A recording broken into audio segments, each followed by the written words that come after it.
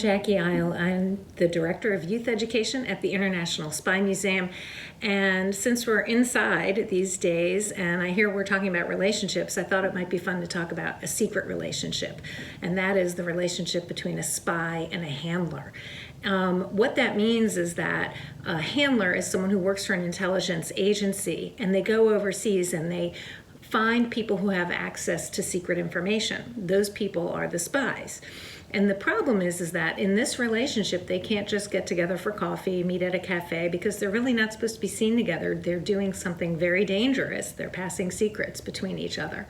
So they need to come up with a way to communicate with each other. We call this covert communication or secret communication, where they never meet with each other. And they do this through something called dead drops and concealment devices. I thought it might be fun while you're at home to maybe make your own concealment device where you can hide a secret message. So I'm gonna give you one idea, and it's a concealment book. I made this one myself. It's a real book that has, real pages.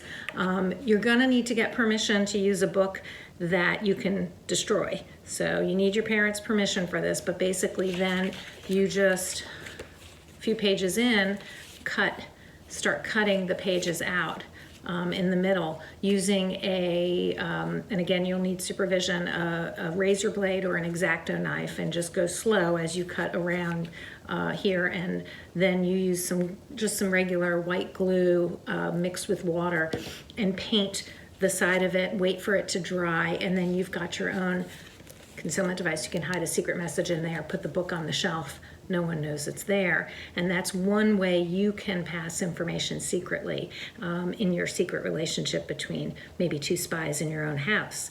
And I think next time we'll talk maybe more about the relationship between letters and numbers, and maybe do some codes and ciphers. But until then, happy spying, and have fun with this. If you need help, just go on our website. It's a great place to look for resources. See you next time. Happy spying.